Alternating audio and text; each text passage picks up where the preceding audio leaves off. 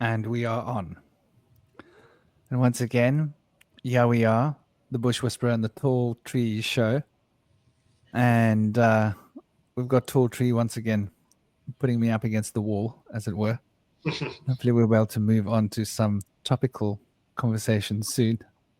But welcome to dear brother Jeremy. Jeremy is he's a round table member. He hasn't been on the round table for a while. He's changed his patterns, his time zones. A lot's changed for him. But we're looking forward to getting him back on the round table again. But he's got me at the long table for now. Welcome, dear brother Jeremy. Shamanically inspired, philosophically inspired, nature inspired father, and clear thinker. Om Shanti. Trying to be a clear thinker. So the thing about the philosophy is that what a friend of mine's an amateur philosopher. He's written several books. He's got podcasts. He's actually teaching like a year long or a 2 year long. I think it's a year long course on ancient Greek philosophy. And he told me yesterday, he was like, because I was asking him some questions. He's like, philosophy you can boil it down to the art of thinking slowly. And that really stuck with me because it's been a it's been an issue throughout my life of like just wanting just like not thinking slowly and like you wanting to kind of like brute force things, like you want things now and you want it to and I've had to work on slowing down and thinking things through. So what did I want? What else I wanted to say? Thanks everybody for being here. Who's going to be listening to this? And yeah, let's get into it. I think that if I remember correctly, our conversation was around when you were in India. You had gotten to India. You had met the shaman who basically wrote out your timeline, and then you were talking about I think it was an ashram that you went to, and it was a very special place.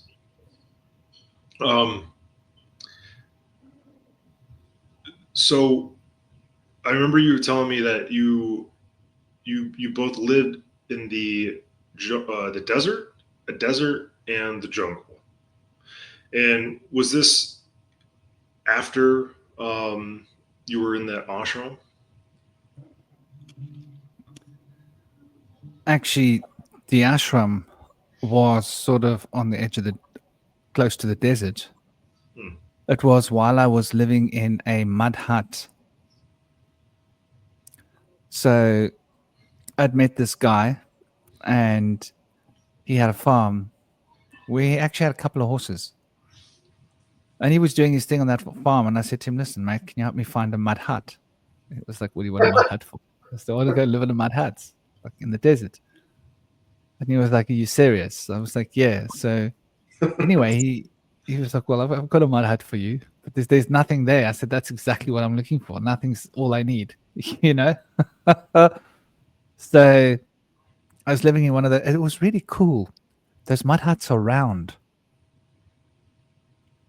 Well, it wasn't round, but it was like rounded. There wasn't corners per se, which was pretty cool. Yeah. Now that I Yes. think back, okay, didn't have a door. Okay. So was it a dome, or was it just round with a roof? Yeah, it was sort of like there were sides to it almost, but they were rounded, Yeah. and it had a roof. Okay. And the roof was thatch. Okay. And you had your wife with you at this time too, right? Yeah. So she Well, we was. weren't married yet, Oh, okay. but we were together, and I was gonna find her an ashram, and she was like, no, she wanted to stay with me, and I was like, look, I'm gonna be I'm going to be fasting and taking long vows of silence and just meditating all day long. So she was like, she was getting quite um, devoted to her own practice. Hmm. So she was like, actually, she was also becoming highly inspired by being in nature and just being being out of the soapbox of modern lifestyle. Yeah. And so she was there with me, Okay. but we didn't talk very much. Yeah. So I was like didn't want to talk. Yeah. I just wanted to be in silence. So yeah, we were at this mud hut for quite a long time. Well, probably in that mud hut for about 6 months, maybe a Okay. bit less, something like that. And then I, no, it was less than 6 months, I think, something like that. And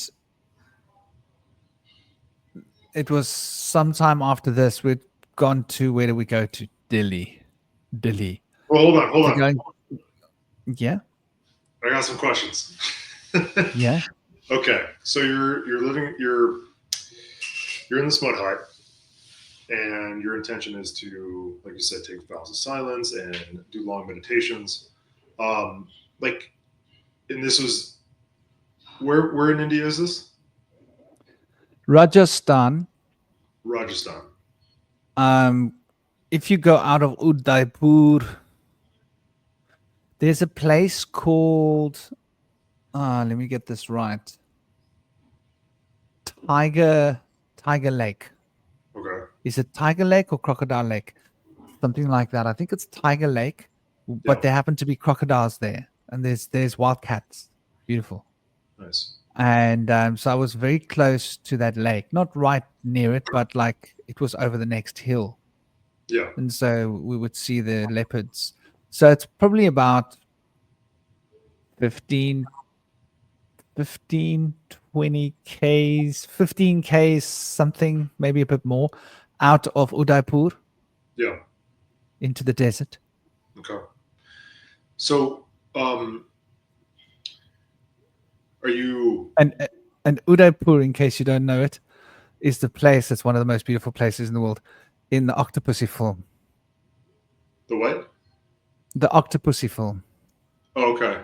The I James didn't Bond. know until I got there, but it's full of eagles, Okay. like loads and loads of eagles. Yeah. Nice. Have you ever counted like 50 eagles in like 20 minutes? Yeah, I went to Alaska once, and when I was so I grew up in Michigan, and you'd see an eagle every once in a while, and it's like really cool because they're big. And then my family took a trip to Alaska, and we're in Anchorage there, and I see an eagle because we were by the seaside. I was like, oh, cool! Look an eagle. And I'm following it, and it goes to this big pine tree. It lands in the pine tree, and there's like 20 eagles in this pine tree, and they're like seagulls over there in Alaska. They're so plentiful. Beautiful. Yeah. Actually, I had experience with eagles. I had a few experiences with eagles. Nice. One landed on my head. Oh wow. It didn't hurt me. Yeah. Big one. It swooped down and it landed on my head, and it sort of just hovered, sort of stopped above my head and put its hands on my head, its claws, but it didn't have its claws out. Yeah. And then it sort of like just took off again. Wow. And it was there. I was actually meditating. I'd actually gotten fed up.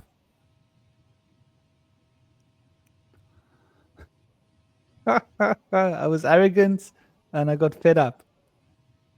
And one morning I started my meditation. I don't know, 3:30, whatever the time was.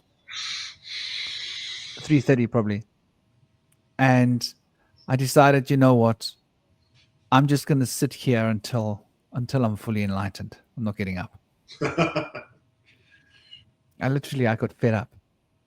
And I went into full Padmasana, which is the full lotus. And I don't know how many hours I sat for. Maybe 5, maybe 6. I don't know. Anyway, maybe a bit more. Anyway, I sat for a long time. And you obviously, the pain and everything in your legs and the pain in your body, and it's quite painful. You sit in lotus posture for a long time. Okay. And Is that where your feet are like this? It's not yeah, it's not it's not like Indian style, but your feet are like this on top of your knees. yeah, exactly. Yeah, I can't do that. Yeah. So anyway, I sat like that, and that was another one of my very powerful experiences. Yeah.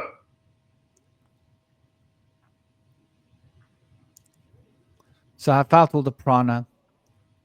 I felt myself connecting with all the life force. Everything was vibrating. And I felt myself ascending. And I went through these gates, octaves, cycles, whatever you want to call them. And it's like breaking the sound barrier. Almost like you ascend through and then something pops and then something shifts in your brain. It's like a gear.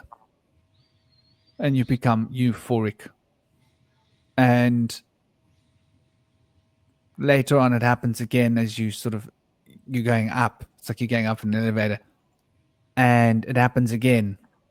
And then I noticed like I was going through each gate, I became more euphoric until I was more euphoric than it was like the euphoric thing that I experienced when I drowned. When that serotonin in your head pops, it's like a little thing that squirts out all this juice in your brain. You suddenly feel so euphoric. And that's what lifts you out of your body. That euphoria. And it's like an extreme euphoria. And I went like gear through gear through gear. And I noticed like I got to the final, like the ninth thing. And I was like right at the top. And there was a circle above me. And I realized that that was the last gate. If I go through that gate, I can't come back. Because that was like, and I was starting to prime myself to go deeper. And this this group of beings, like a circle of them, were there, and they were talking to me. And they explained to me, no, you can't go through here because you can't come back. Once you go through here, this is it. This is the end. Now I was practicing something I probably shouldn't have been practicing. I was opening my Sastra chakra. You're not supposed to try and open it. That's actually, this is how I learned. Don't play with the crown chakra. Anybody who tries to tell you to activate your crown chakra, they don't know what they're doing. They're amateurs. So they were like, no, you can't. And I said, oh, you're going to stop me. You can't stop me. And so now I felt that sort of rebelliousness of like, you want to control me. You will not control me. You can't stop me. And so I started priming myself to go deeper and deeper and deeper and deeper. And the euphoria starts to build. And you're so happy that the idea of losing your body doesn't bother you, not in the slightest. It's like you're like, so what? It's on your body. I'm so happy, you know? And I was starting to go through this frequency, and I felt like a panic in these beings, the circle of them. Not a panic, but like a reaction. And I saw them go away, or one of them go away. And then two of them came back, and it was my mom. And they suddenly were showing me, listen, you need to be here. Look at your mom. And there was like fates to do with her life, and she would need me in her life. And that was like a rude awakening for me. And they were like, this is why you can't go. Your mom's not ready for you to leave. Because I had left with my mom's blessings, not knowing when I would return, if I would return or what. And like it would have been harsh if I never came back for my mom. And so I relinquished. Like I was right there at the door. I was like, that is where I want to be. If I get in there, I'm going to see it all, everything. Nothing will be held back from me. I will know it all. And so I descended. And I felt myself going like zoom, zoom through each gate, all the way back down into my physical body. My physical body was way down there. I traveled out of the chakras above my body, like way out into the cosmic. And I got back into my body. And obviously I was like vibrating. My whole body was just vibrating with energy. And I was so euphoric. And I opened my eyes, and the first thing I saw was I was surrounded by eagles. I was sitting on a roof, a flat roof. And these eagles were sitting next to me, like 1, 2, 3, 4, 5. Must have been like half a dozen eagles. Like they were literally surrounding me. And they were like sitting close enough to me to brush my shoulder against their wings. I still remember thinking I wanted to get out of this posture because I couldn't feel my legs, but I didn't want to disturb them. They were as big as me, sitting on my, they're big birds. That was quite a powerful experience to be like, to have the eagles guarding me, my body, while I was out there, and then to come back and I'm surrounded by these eagles, and I was literally close enough to touch them. I could have stroked them if I wanted to. I reckon I could have stroked them. I just didn't think to stroke them because it didn't occur to me. But they were that close to me. So that was quite cool experience with the eagles. But that was this place. There's something very special about Rajasthan for me in my histories. And the people of the deserts are really beautiful, vibrant. The women have got such cool dress sense, man. They're so funky. They wear all these bright colors. They like got this gypsy music and gypsy mentality, and they're very, very, very, very friendly people. Udaipur is the city of artists. So it's the city of visual artists. Everybody comes there to train, to learn, to paint what they call miniature art, which is like spiritual scriptures being painted like hieroglyphically, if you could say, like the scenes.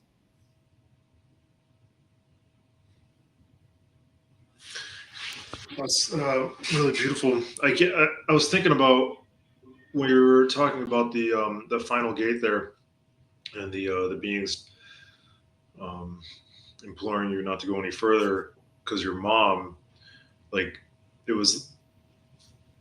It reminded me of you were saying about I guess being one of your lives you were a Japanese general and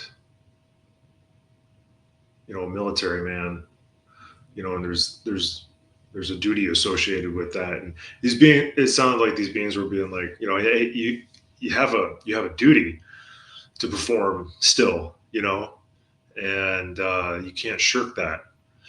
Um, I think that's really cool. You're with the Eagles because it's like the way you're describing is that you're going up, and where are the Eagles? Well, they fly. So maybe there's something there at the Eagles helping you, helping you stay aloft uh, for a bit. And I think that I was taking on the spirit of the eagle Yeah. when I did that. Hmm. This is how I interpreted it. Yeah. Because I then had this connection with these eagles, and they used to come and sit by me after that. And this was when, like, the one landed on my head a while after this. And everybody freaked out because this is India. That's like a heavy omen. Like, that means you're some kind of a sadhu or something. Like, you're a holy man, because they won't do that to just anyone. It reminds me of when I was a child, maybe early teens. I don't remember exactly.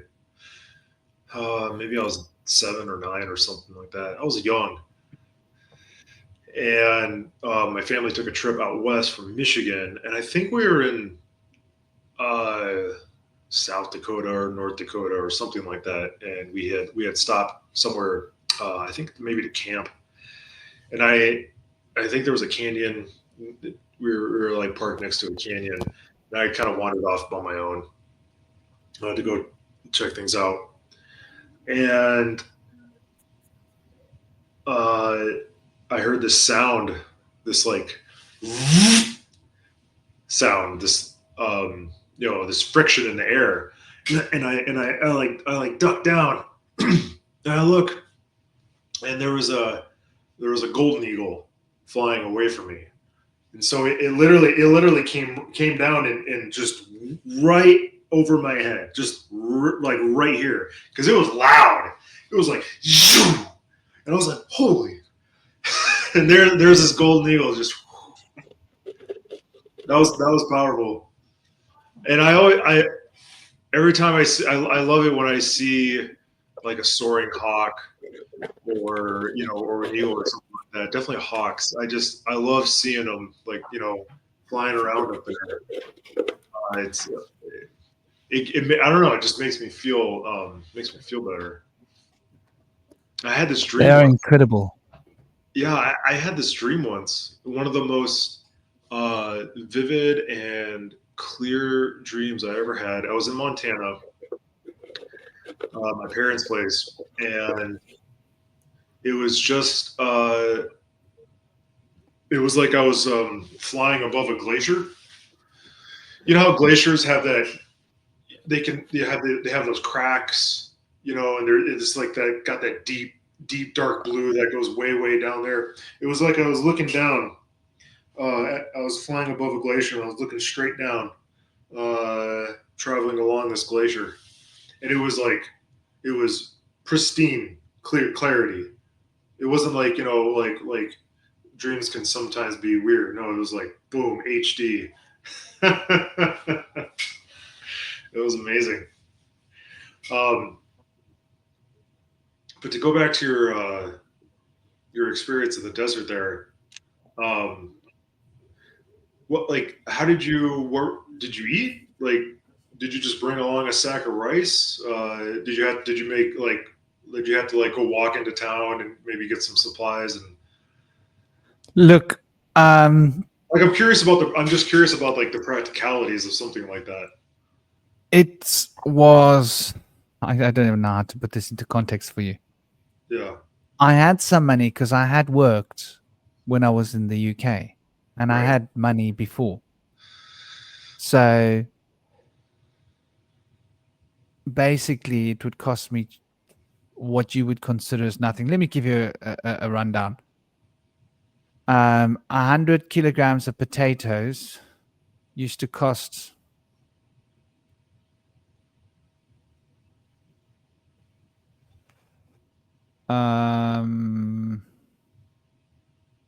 $4. Just to give you an idea of what we're talking about. That's a lot of $3. potatoes, Maybe at right? that time, $3. 100 kilograms. Yeah. That is 250 pounds Wow. of potatoes. So I'd struck an arrangement with the guy, and I was like, when you come out here, can you just bring me supplies? And I sorted him out for cash. And it was next to nothing. Like, Nice. this mud hut was like, he couldn't rent it out for much. Like, he was like, okay, give me this. It was like, I don't know, $5 a month for the mud hut, probably like $5-10 a month for food. So I um I had money, so there wasn't, it wasn't an issue. And 6 months, you spent like what, $80? Wow. I'll That's give you an idea what we're talking about. So when I did go and live in a cave, um, it would cost me even less. And like I'd buy like 100 kilograms of potatoes. And obviously in the desert there's nothing else. Like when you're in the jungles, there's stuff that you can eat there. When you're in the Himalayas, there's edible stuff. There's actually stuff that grows. There's fruit, there's citrus, there's these funny kind of, they look like little apples, but they're bitter, but they're like one of the strongest superfoods around. And there's green beans, runner beans, wild. There's gankajura, which is nettles. It's nicer than spinach. And arbi, which is a kind of a root, kind of yams, and different kinds of yams. There was shiva fal, which is the root of a certain tree, which you got to dig down really deep to get it. So it's like you got to dig like a meter down into the ground. But this is like it's called Shiva fal. It's a divine food for the holy men. And not many people know about this or where to get it or how to get it. And I was taught by a Nepali Babaji that I lived with, who was a Juna Akara. That was in a different place. So basically, like when it came to me being on my own, it didn't cost me much at all. So, if you've got like a few thousand in the bank, that's like 5 years, wow. 10 years. Like Nice. in the That's really, jungles, it could be 10 years. yeah. Um, so I guess aside from the Eagles and your experience at Rajasthan with the Eagles, did did anything happen that was significant when you were in the desert there? And what?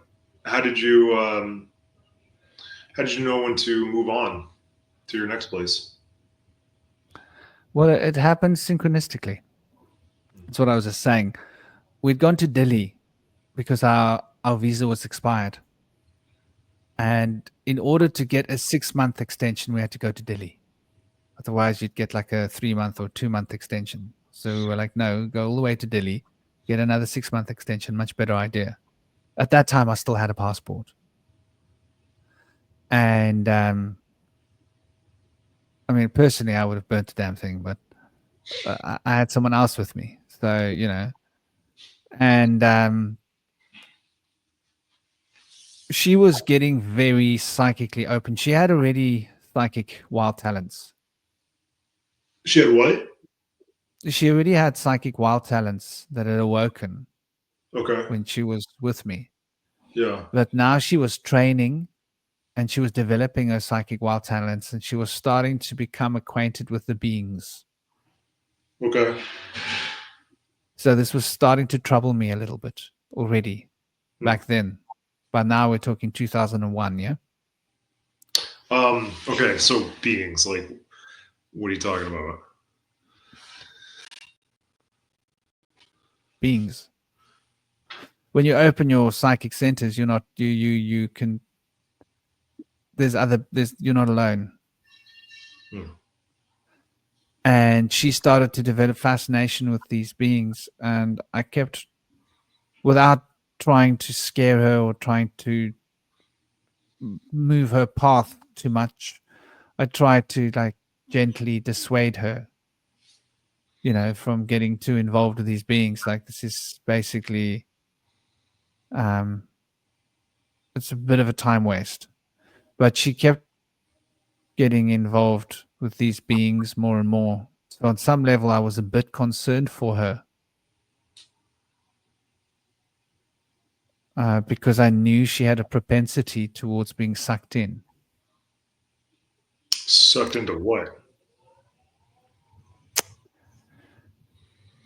Some people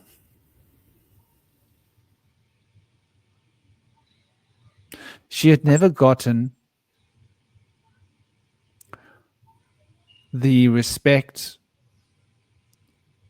or the, I don't know what the word is, from her father. Okay.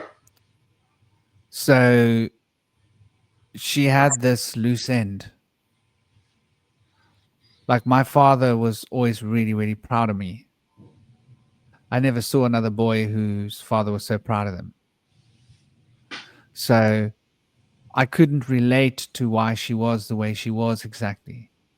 Because like if your father's really proud of you, then it's like, how It's do I put it? yeah, I know exactly what You I know. don't give a damn what anybody else says or thinks because it really doesn't matter.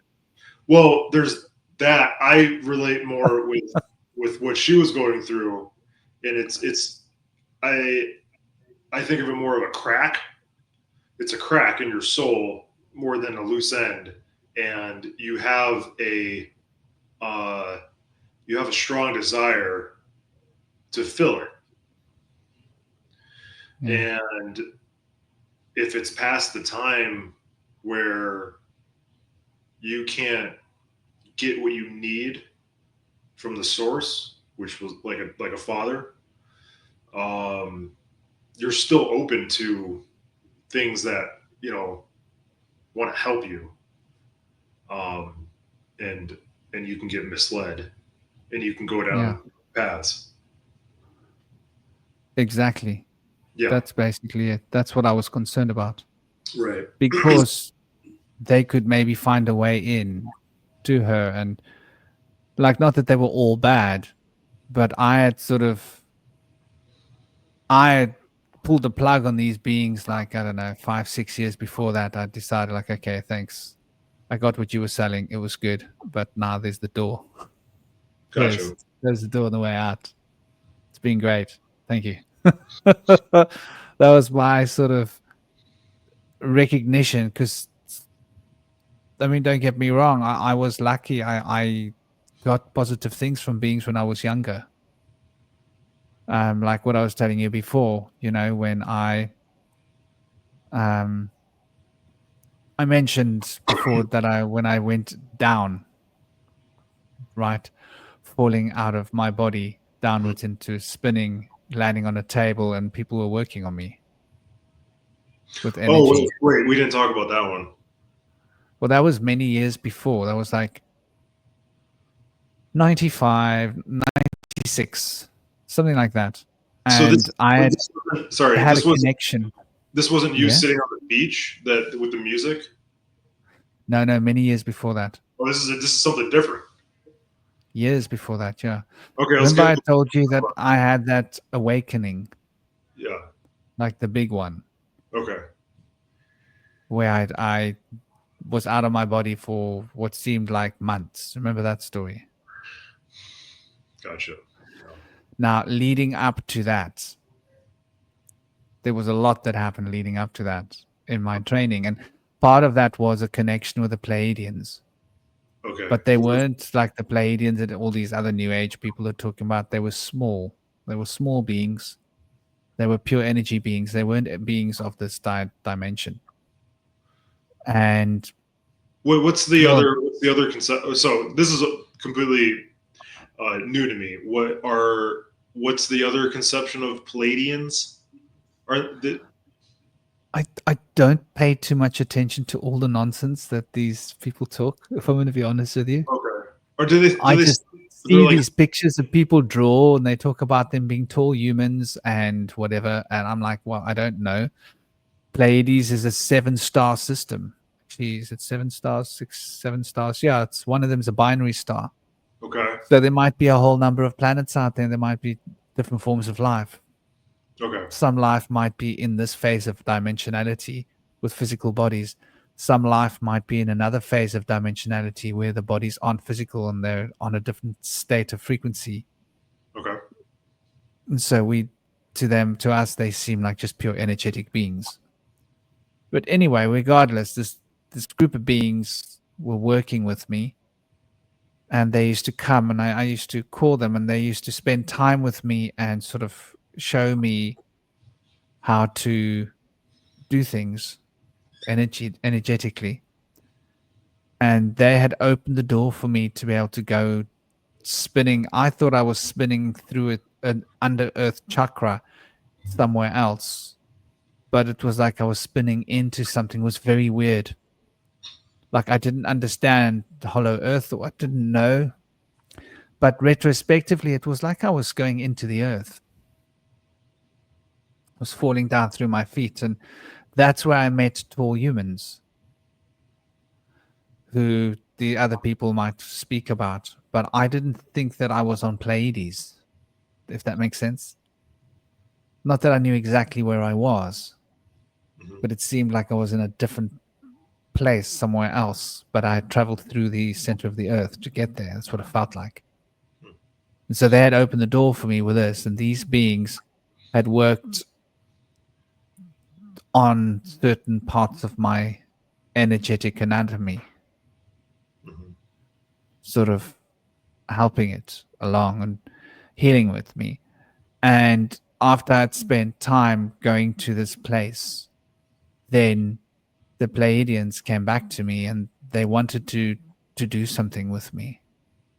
They wanted to upgrade my DNA or some kind of the way they shared it with me, because you got to understand, you're not talking verbally. They're sharing information. You just thoughts are being given to you with pictures. Right. That's how you communicate with them.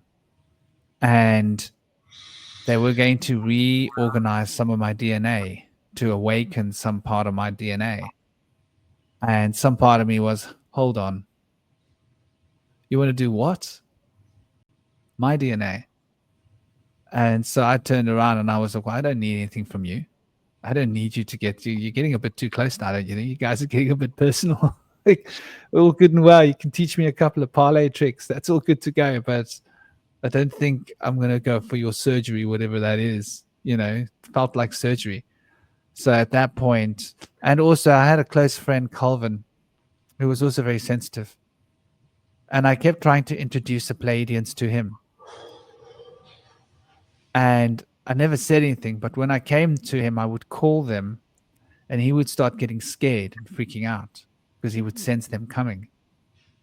And I couldn't understand, like, and he would like, please make them go, you know, because he knew when they were coming. So I'd like make them go. And I never understood, like, why is he got this resistance to these beings? But it did make me wonder, that's strange that he's reacting the way he is to them. So I already had sort of my own, I don't know if it was a red flag, but it was a consideration that I was looking at. I think that's a red flag. I think yeah. Well, I mean, he had his own issues as well. Yeah. So no, I mean, what you felt, that little hint of intuition that was like, huh? That was like the red flag radar. Yeah. And he also had ESP as well. Like, we'd known each other since we were 12. And so he had also, through sympathetic vibration, opened ESP with me when he was 12. And so anyway, that was when I told him to go. So I had my like journeys with these beings. Yeah. And then I had communications with the planets that are beings. And they were trying to offer me, like, I'll give you this power. I'll teach you how to move things with your mind. I'll teach you how to do this. And, you know, and I was like, yeah, thanks. But I don't need it. You know, I'm good to go. I was like, if I need to do that, then it will just happen. I didn't want to need to learn that. If I ever need to move something, then it will move. You know what I mean? Yeah. I was content with not needing to know those things. So I had gone through all of those chapters for some years, and then I decided, you know what? Everything I'm looking for is inside me. I don't need anything from an external source. But she needed some input from external sources. So she was sort of in danger of these beings, and I could sense it. And so my impulse was like, well, let's go to get our visas and then see what we decide to do. And I had heard about Guruji Mohan from the locals. They were like, this guy, and I was, hold on. this sounds something in this. I'm feeling this.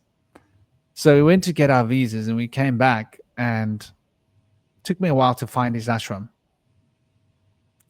because I had to go through all the locals. I was already like sort of picking up on language and stuff, Hindi and Pari and different languages. So anyway, I found this ashram at a place called Nandes Farji after coming back from Delhi with more visa extension. Yeah. And went to this ashram and went for darshan, the banana exchange ritual. I told you about the bananas, right? And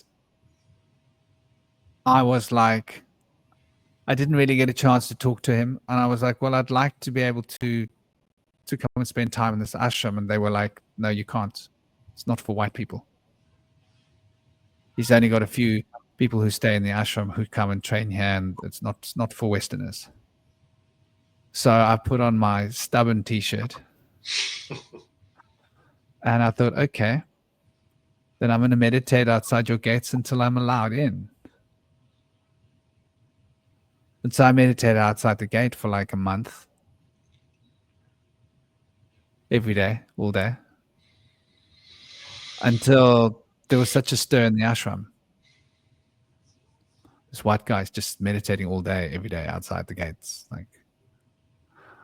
And it got to his attention, and like he was like, bring him to me. And he was like, so you're meditating outside my gate every day? I said, yeah, until you let me into your ashram. That's how this is gonna roll. So he took a shine to me, and he was like, okay, you can come do your thing here, because you're obviously already on your path. And so we came into the ashram, and he gave us a little dharamsala room, and then we were in that ashram.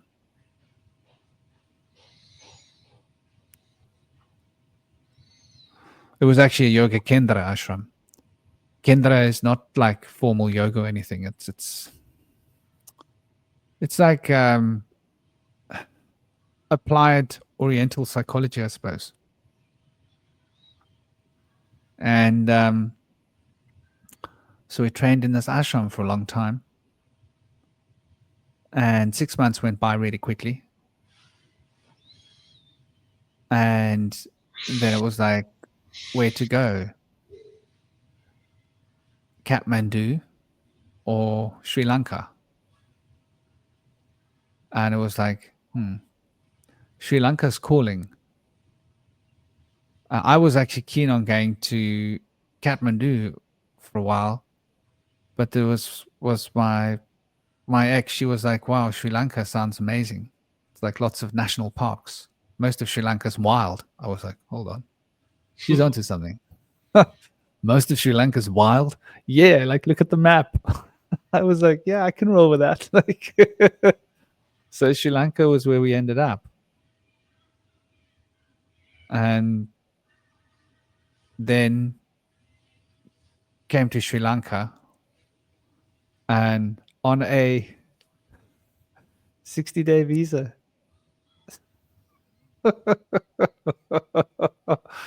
Which I never updated. I lived in Sri Lanka for less than 2 years. Yeah.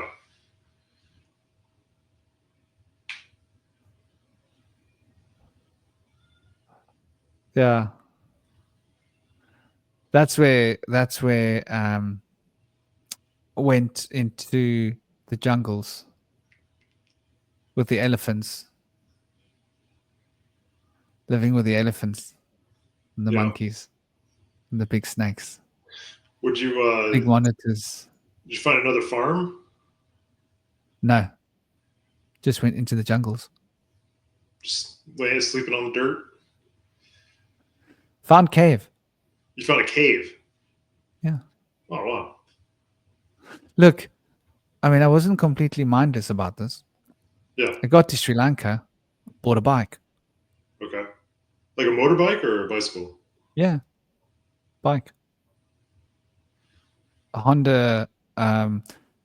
First ended up with a 50cc, got it, but it was like crappy, so I Yeah. traded it in and upgraded it to a off-road bike. Okay. It was a Honda XL, nice bike, trail bike, Yeah. and went across to a place where there was a huge national park that hadn't been managed. There was no management. There was nobody. Nobody had been in that national park. It had been the Tamil Tigers, who were the so-called terrorist group, whatever you want to call them, had a base there, and they had left. So Yeah. it was just like a huge 200-kilometer chunk of wild wilderness with nobody managing it. I was like, that sounds perfect. Yeah. Sounds great. That's perfect. That's next to the sea. What more could you want? Yeah. And it was next to a surfing. There was a surfing place before it. So on the way into the jungle, I stopped. I was like, oh, a bit of surfing sounds like fun. Jumped on, did a bit of surfing because I always loved surfing when I was young.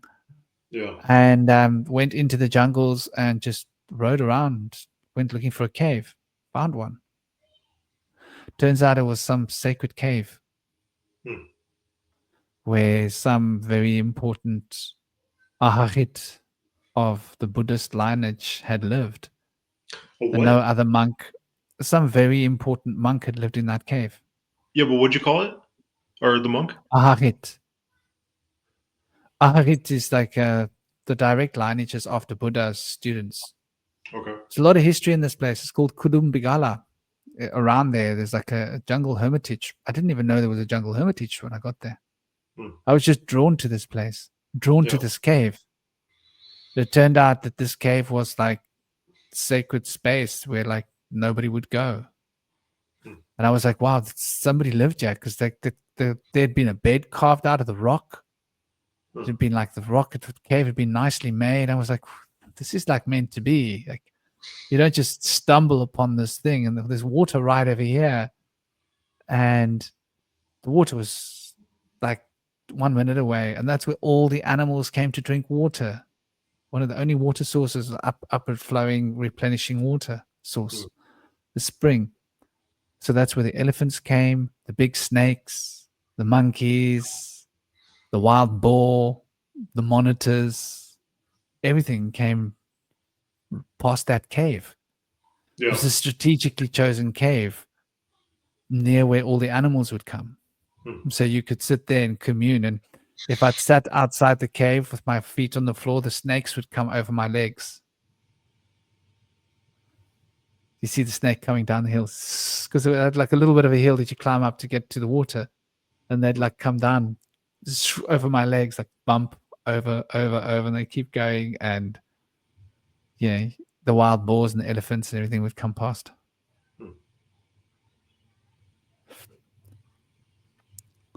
So yeah, it was a very special place. So set up shop there and just lived there for a long time. And it was quite hard to get resources there. There was some Arbi. No, they weren't called Arbi. What were they called? Ranjageti? No, that's a Nepali name. What's the Sinhalese stuff called? Manioka.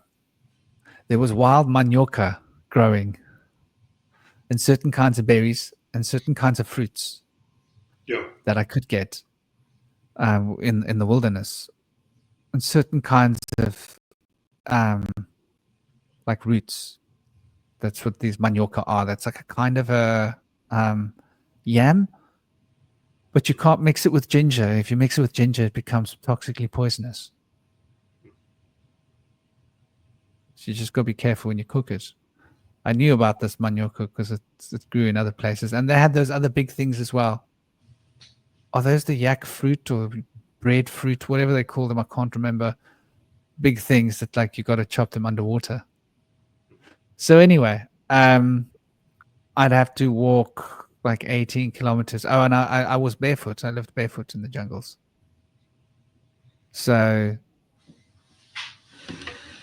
basically found the spot, went to a town where I knew someone like and said, listen, can I leave my bike here? You can use my bike. And left the bike there and then walked back out. And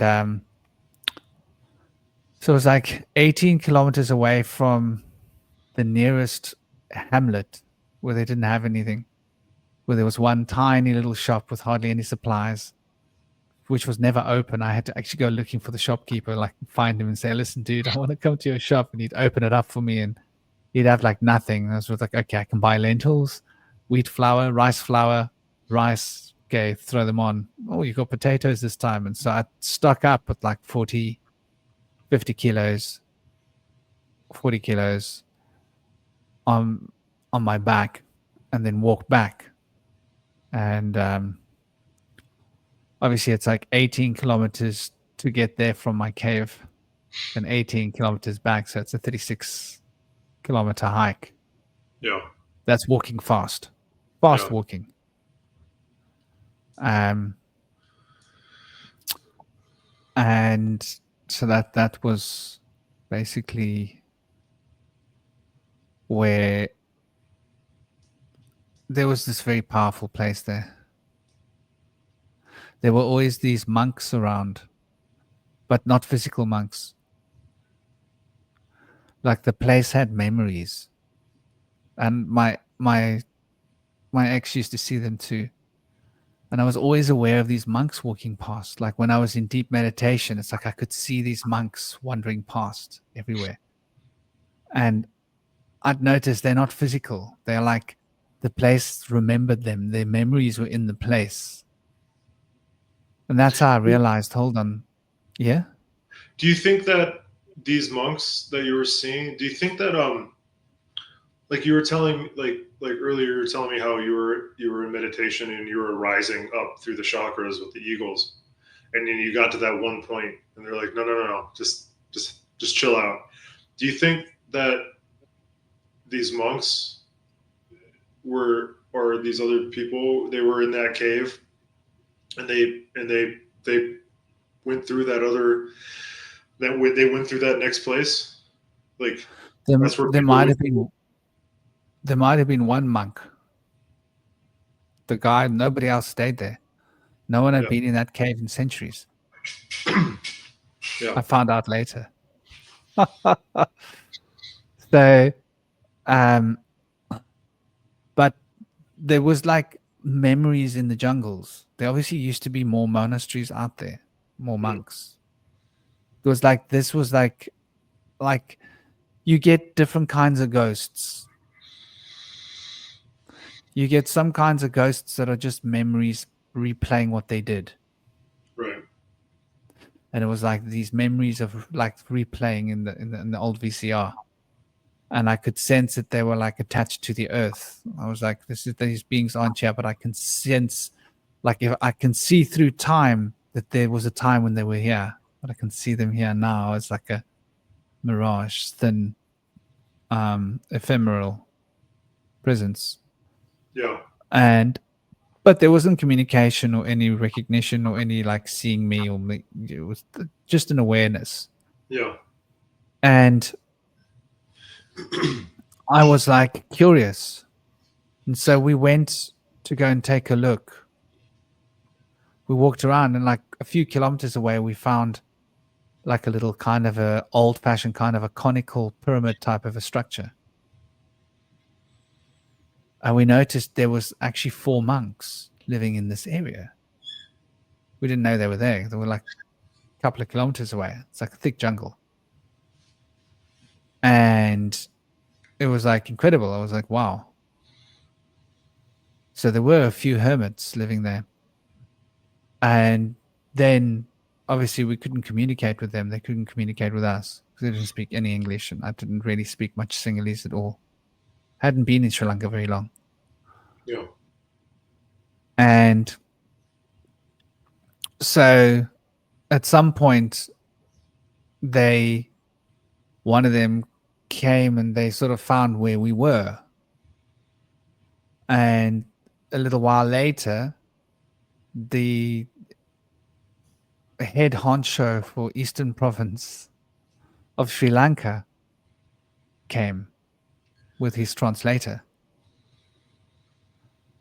And he was like, came to meet me, and he was like, I had to meet you. I was like, why? He says, well, what made you choose that cave? Have you seen it? It's perfect. No, because there's a lot of caves around.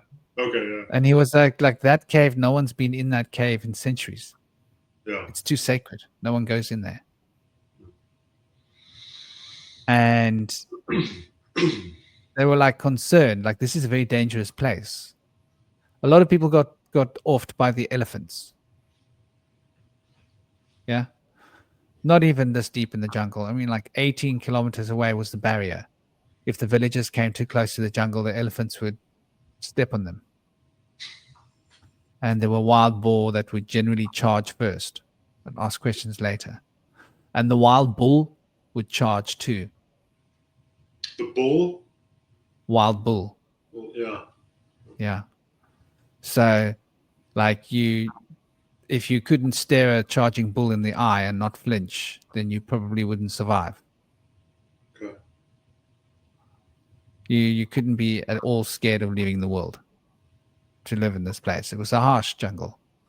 So they were like concerned. I was like, no, you know. And then he was like surprised. So he spent time with me, started wanting to get to know me, and he noticed like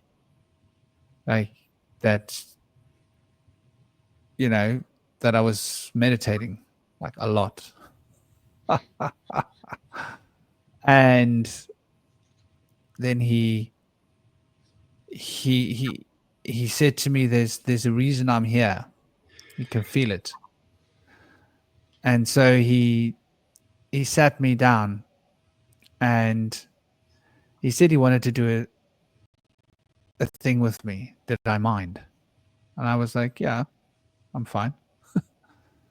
You know, fear is not something that's really been a part of my program in a big way. And he said, well, it's really simple. He said he's going to chant some words and see if I can chant with him, which is like a bizarre thing because I didn't know any Pali. And so he started saying words, and I started saying words with him. And next thing, I was chanting, and he was quiet. And I recited some sutra. And he was like completely blown away. He was like, this isn't a sutra that anybody knows. He says it's a sutra that's only the head monks know in Sri Lanka. He said there's 4 of us that know the sutra. No one else. It's the most secret thing in our movement. And he wanted to test me to see, because I had come to stay in that cave, it was almost weird. And because if you're staying in that cave, that's where all the big snakes come. That's where all the animals come. You can't be afraid of animals if you live in that cave. Because it's next to the watering hole. Yeah. Yeah. And the snakes are big. Like one of my powerful experiences there in that jungle was connecting with the spirit of a serpent. Yeah. Like a 20-foot long serpent. Yeah. What is that like? Like that? That? Yeah. No. Like Yeah. that. Wow. And I was hugging her in my arms. And she kissed me on my lips. Well, She put hold her on. tongue. Let's She put her tongue in my mouth. yeah. Let's start from the beginning. Like, what? How did you get to this point? I was very aware of everything around me. Yeah. Like, I had a run-in with a leopard. At that time, I had my Rhodesian Ridgeback with me. And the leopard wanted to get my Rhodesian Ridgeback. But I was aware of the leopard before the leopard was aware of us. And I could step between, like, oi. This is not going to go the way you want it, buddy. This switchback's off your menu. I love my dog. So I realized my dog wasn't safe in the jungle because also when the elephants came, Roxanne used to like bark and try and make a scene. And I used to have to like sit next to her and get her to lie down and stroke her. And because the elephants would come right up to me and she's next to me and they could easily stamp on her, but they never did. And then they would like smooth my hair back and stroke me. And elephants are cool. So I had a very powerful connection with the elephants. I used to walk through the groups of elephants. So I'd connected with the elephant spirit very powerfully. Fell in love with all the elephants. Even the babies would come to me. And the mothers wouldn't mind the babies being around me. And like when I was walking long distance, coming back, even in the night, even in the dark, I'd walk through like 20, 30 elephants. Right through them, walking past them, like right next to them, you know. They were beautiful, beautiful creatures.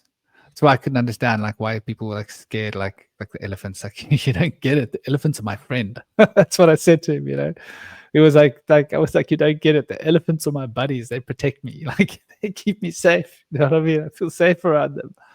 So, with the snake, I'd sensed her in the tree, and I was calling her to me, and I was like, "Come!" I was calling her with my mind, you know, and she came.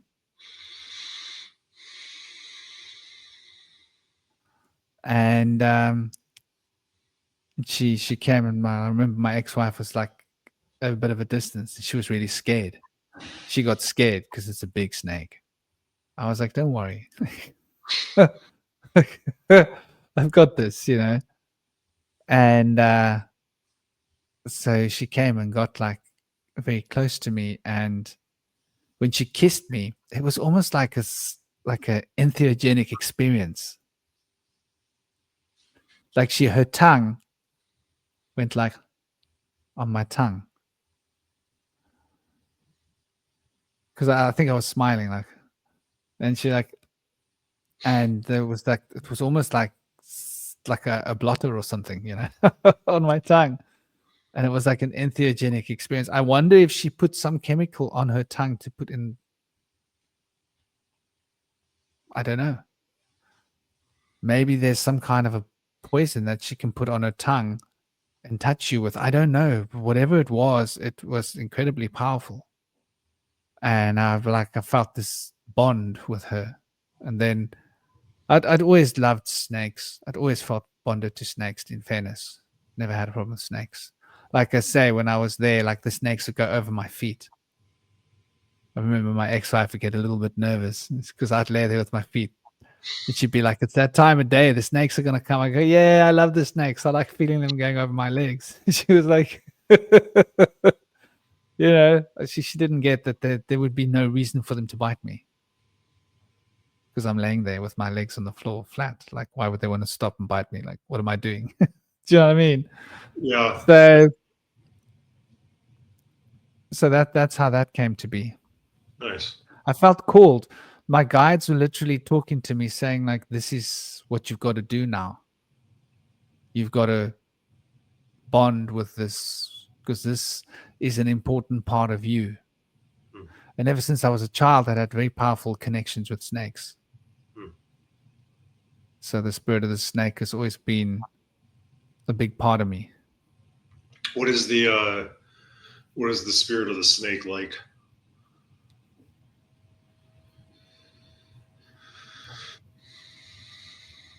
It's vibrational.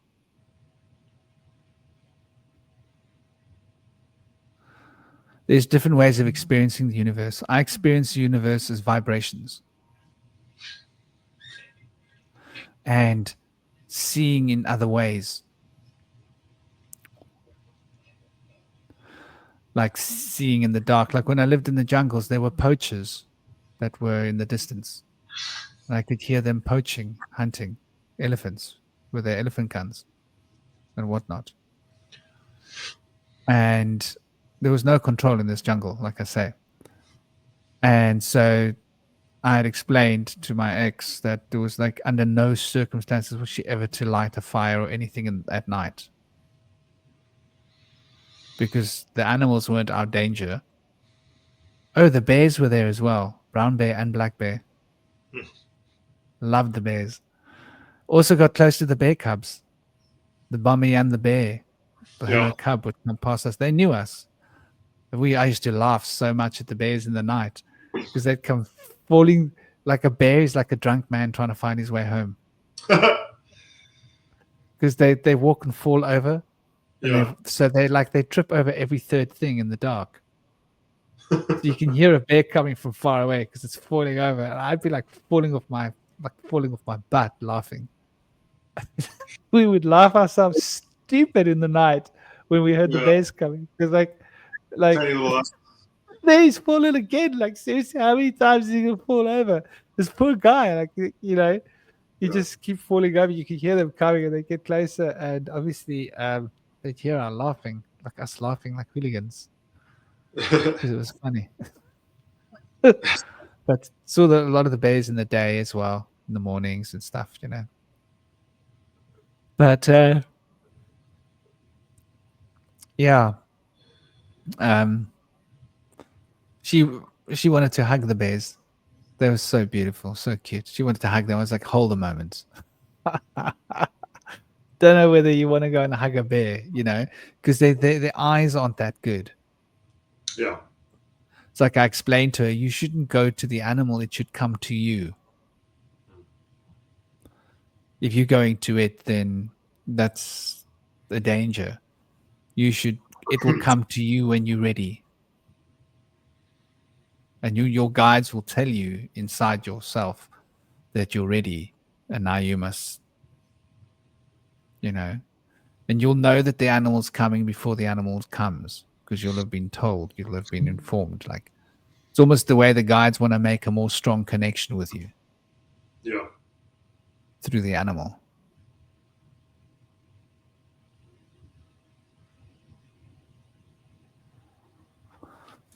So yeah, I lived in those jungles for a long time, and then after that, he said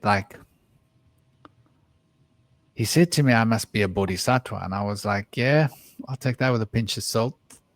What is that? What is that? I don't know. Wait, It's Bodhisattva? Is that what you said? yes, Oh, because okay. that sutra I recited would only be known by a bodhisattva. So that's why the guy who lived in the cave was a bodhisattva. Hmm. And like you say, had gone on before and all of that. I think he'd lived there like a number of centuries before.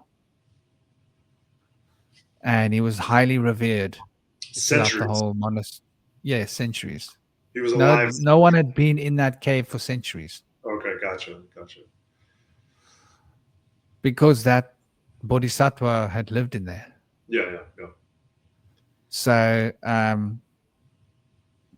so he was like, join the order.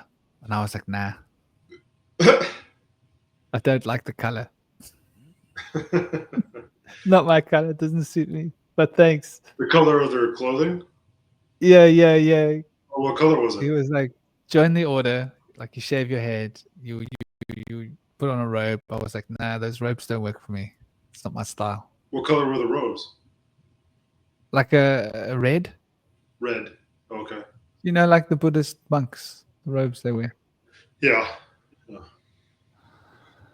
And besides, like, you know, what about her? And he was like, no, there's a ladies' monastery outside of the jungle, further on the edge of the jungle where she could go. And I was like, yeah, I'm not feeling it. She's not feeling it. And I'm like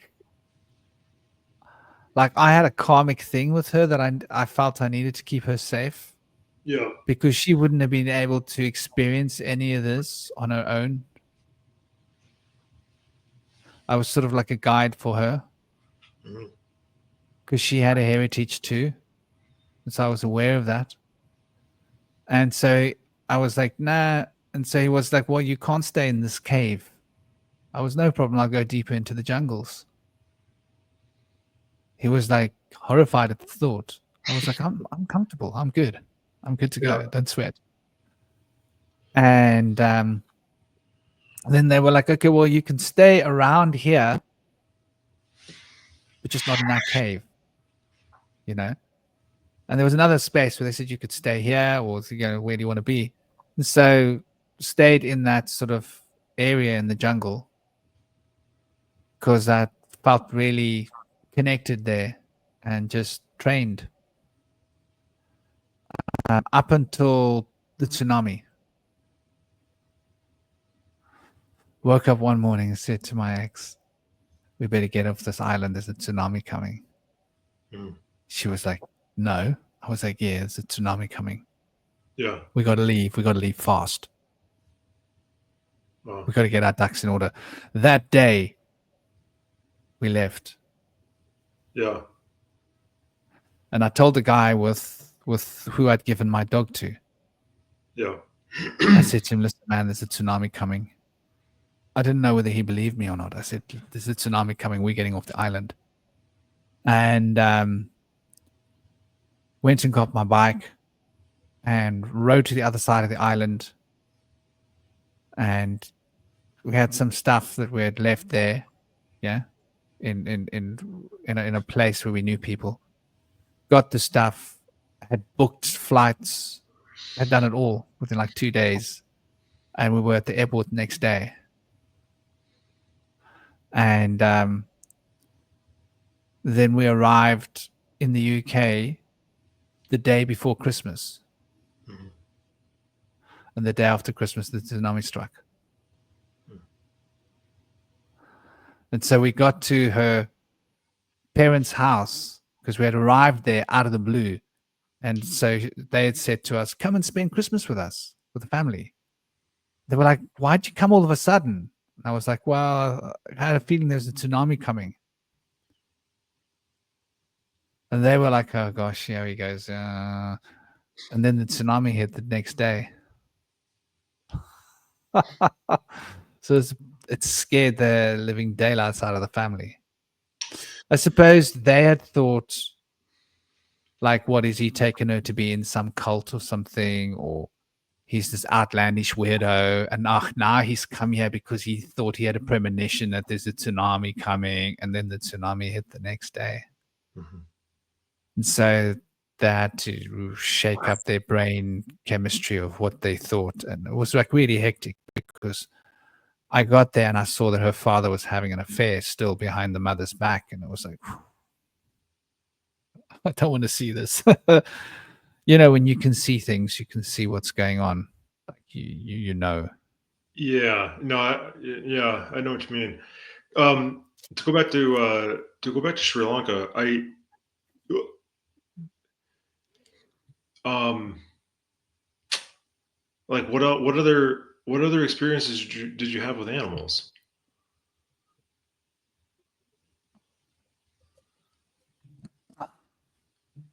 Well, I told you about the bulls. Uh, The maybe at bulls a charged. time. The Yeah. bulls saw us coming through the clearing in the trees one day, and they charged. Mhm. And I just said to her, just relax, close your eyes, and start practicing dhyana now. Zen, zazen, focus. Diana, or what did you say? Yeah, that's a word for concentration, Okay. practicing concentration, like deep meditation. Kind of think of it as zazen. And I said, let go of everything, let go of fear. You'll be fine. And the bulls came and charged and stopped just in front of me and made a circle around and were like kicking the mud, the dirt. It wasn't mud, but the dust. It was like hard. There had been like maybe mud that had become hard and they were like kicking the ground. It was a salt pan. And the reason they charged was because the babies were closer to us. The babies had come out this way and run this way, past near us. So the bulls had charged and then made a circle around us and kicked the ground as they made like a horseshoe that got smaller and smaller and smaller until their horns were like all around us. And we were like a closed circle. And then the alpha came to me and he sniffed me and snorted me while like threatening. And then after that, like, we didn't react. Then they realized, hey, these guys are cool. So then we could come near the bulls and them as well. Another time there was a buffalo stampede. Oh my gosh, that was a ride. So we walked through a buffalo stampede. There were these salt pans close to Okanda. There's a tiny temple which is disused. Well, was disused. I don't know. Maybe this is now an operating national park. I mean, it's quarter century, whatever, 20 something years later. And so there was this place where there was Okanda, where there was a sacred temple of Murugal. Murugal is Ganapati's brother, the one that rides around on a peacock. Okay. Because Ganesha rides around on a rat. Yep. And so his brother was a peacock rider. Was it his older brother? I forget. Anyway, regardless, I think it was his older brother. So there was a Muruga temple there, but there wasn't anybody doing officiating or anything. And I loved that space because these old ancient temples were on ley lines. See? Yeah. And so we were going through one of the salt pans. Yeah. And the salt pans are like hundreds of meters across. Yeah. And a stampede broke out of the bushes. Yeah. And it's loud. I don't know how many hundreds or 1,000, whatever. And these buffalo, they're not like buffalo that you see on farms. They're buffaloes with like builds like horses. They got like a physique like a horse. Wow. And they're big. And stampede was coming. And she was like scared. She was like, what are we going to do? I was like, what are we going to do? Relax, breathe, chill. We're going to walk through it. And so we did. That was probably one of the scariest things because you can't see. You're in a dust cloud. Like a stampeding buffalo, you have no idea how loud it is. I can imagine. You can't hear anything. Yeah. And she was laughing hysterically. I was laughing my butt off as well. Because I said to her, this is what we're going to do. We're going to start dancing. Yeah. We're going to dance our way through this thing, like dance. So we were like dancing like trees and like tall trees. And they somehow made a gap around us. Yeah. And we were in our bubble. But there was just dust everywhere, like you're choking on dust. And all you see is these horns coming past your head. Horns. And like you don't want to stick your arm out that way because like you're going to get... It's like if you're standing next to a moving train. But you can't see... Just through the dust, you just see these horns coming past, and it's like they're pretty close. And the noise, and it feels like an earthquake. It feels like an earthquake, actually. It's very scary. It's like it feels like the earth is like vibrating and moving underneath you. Like the whole earth seems to be moving. And it goes on for quite a while. I don't know how long it went on for. 30 seconds? A minute? 30 seconds? Well, it felt like a long time. But it's probably only like 30 seconds. And then they had gone through, and we were like choking out in the dust, and there was dust in our ears, and dust in every hole, and dust everywhere. We were like covered in dust, but we were fine. And I used to spend a lot of time contemplating the ants. There were some ants there that would eat you. And I wanted to connect with the spirit of these ants.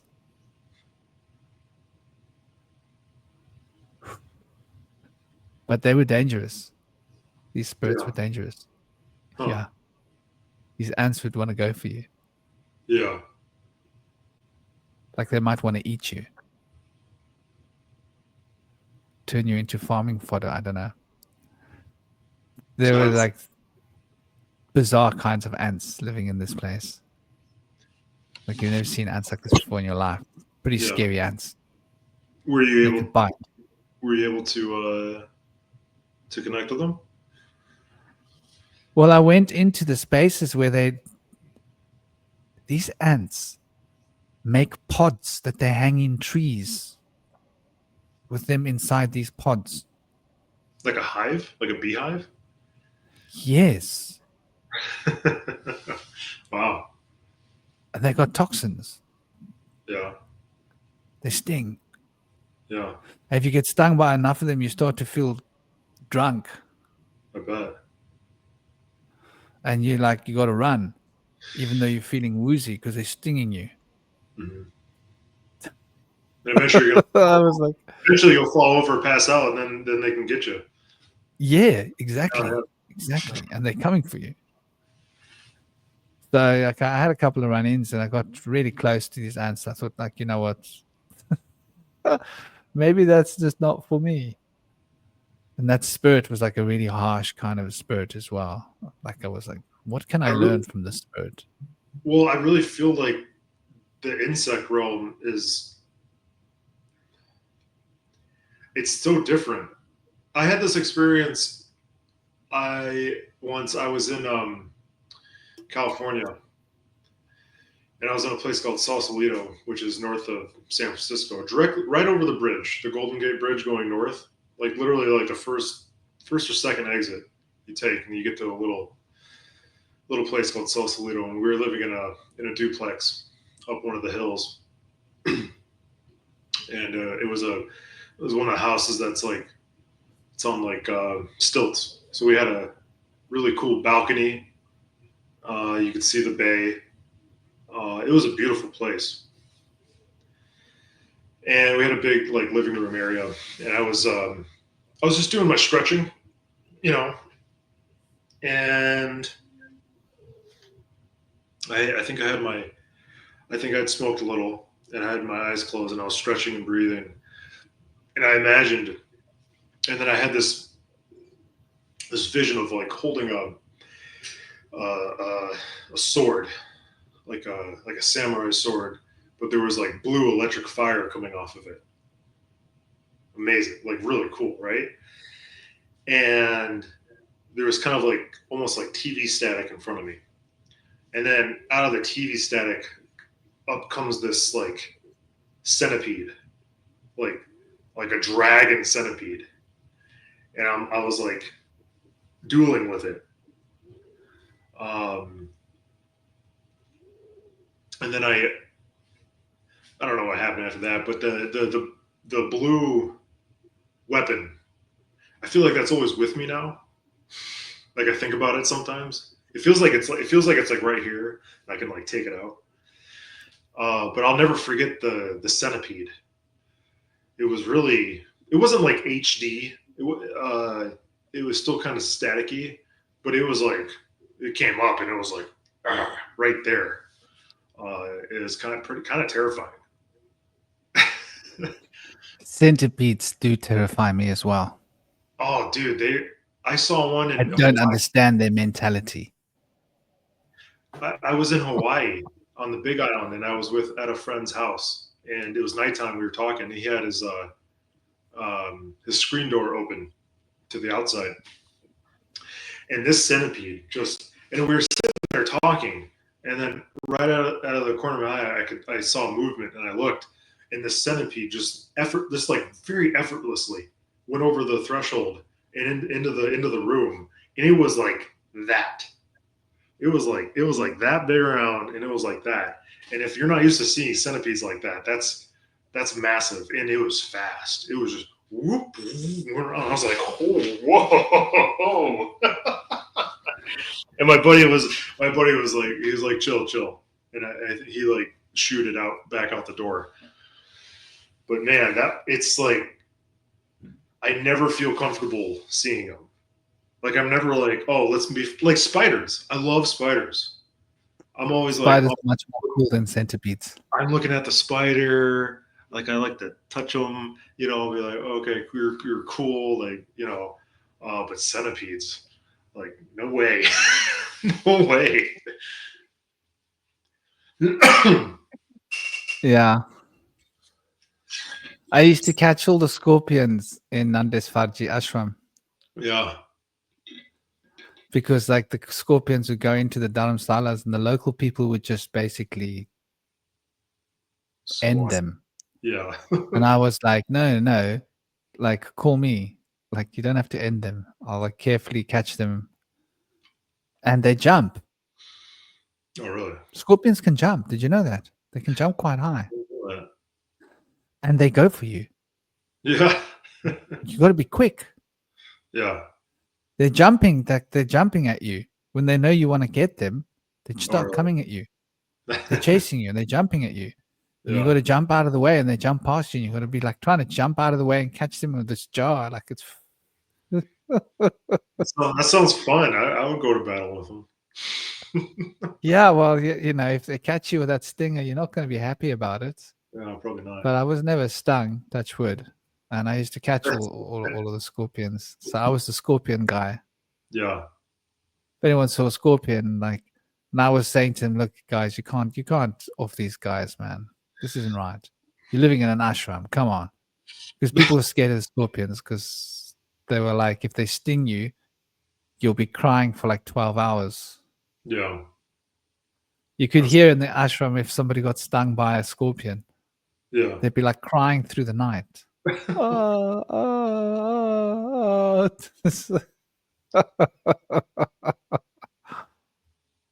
they carry a bit of nasa.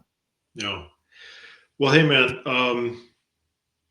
I think that this is a good place to stop for now, and then we can pick it up back in the UK after the tsunami incident, and then continue from there. Does that sound good? Yeah. It's an ongoing story. Yeah. Much love to you, brother. Thank you for this great discussion. Yeah, and absolutely. Sending you much love, and yeah, hope people watching this have enjoyed this. Yeah, absolutely. Let's keep talking after we stop the recording. Yeah, man. Okay. Much love to all of you. Big blessings. Take care, everybody. Om Shanti.